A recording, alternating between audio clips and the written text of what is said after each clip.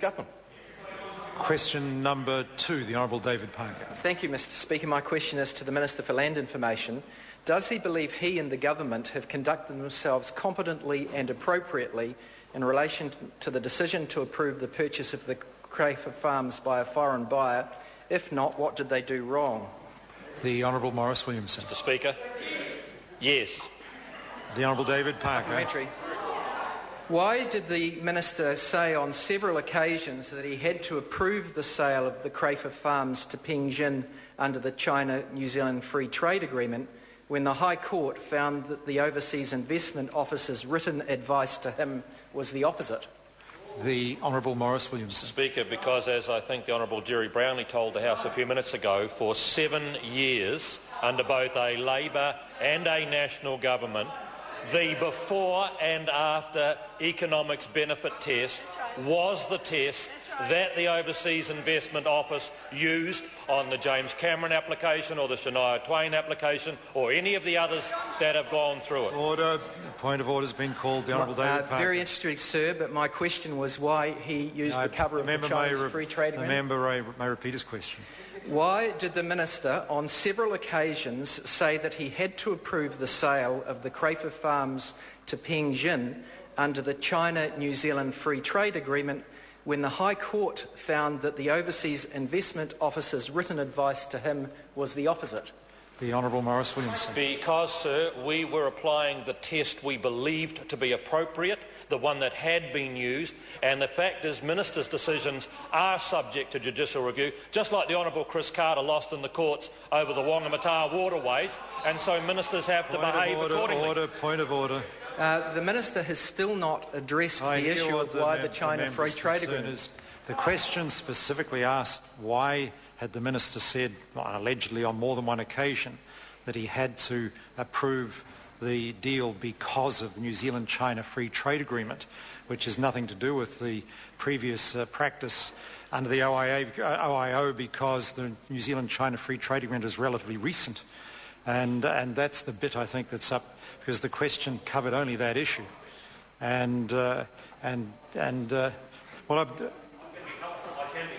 Well, if the Minister can be helpful, I'll be very... Order. This is order. If the Minister can be helpful to the House, that is great. Yeah, because I said in the House at question time on Tuesday, sir, this application and its processes went through regardless of whether we had a free trade agreement with China or not. The Honourable David Parker. Supplementary.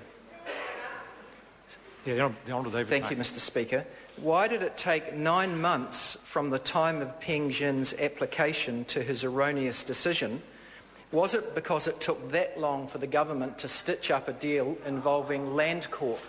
The Honourable Maurice Williamson. Mr Speaker, it took that long because the Overseas Investment Office wanted to get all of the relevant information they needed and went back to the applicants on a number of occasions to further get that information. I am pleased that they took the right amount of time and didn't try to rush it. The Honourable David Parker. Can the Minister give an assurance to the House that at no stage did any Minister of the Government or any official from the Overseas Investment Office tell any party that they were delaying their decision until after the election? The Honourable Maurice Williamson. Well, sir, that's not what happened, and I most certainly didn't say that, and I don't think I can speak for every other human being there is. This is ours. The right...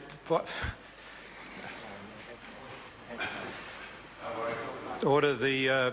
Well, what's happened here is I've just been told by the Honourable Trevor Mallard that the Labour Party is giving a further supplementary question to the Right Honourable Winston Peters. These are meant to be advised to the Speaker prior to the start of question time. However, order.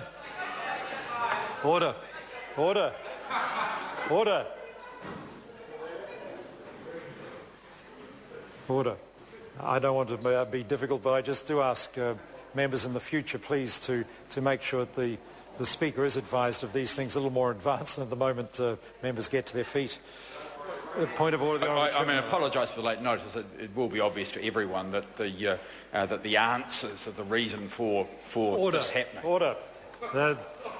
Order. That is Not an acceptable point of order either. It was barely much better than one we heard not so long ago. It was just being used to criticise another member of this House, and that is not allowed under the point of order process. The Right Honourable Winston Peters. Mr. Speaker, I apologise, Mr. Speaker. We'll get notice next time much earlier, but it was the nature of the question. I want to ask the Minister this. If he is explaining the proper due diligence done by the OIO on the issues he talks about as taking 9 months, why then did it take over 12 months for the same office to determine that Mei Wang and Jack Chen were of good character, when one phone call to the Shanghai or Hong Kong Stock Exchange would have told them otherwise? The Honourable Maurice Williamson. Speaker, I don't know whether I can ever comment on the process that OIO go through. They took their time to make determination about whether the bid, and in the case of Natural Dairy, sir, the member, will you please, the OIO recommended the government not to approve it.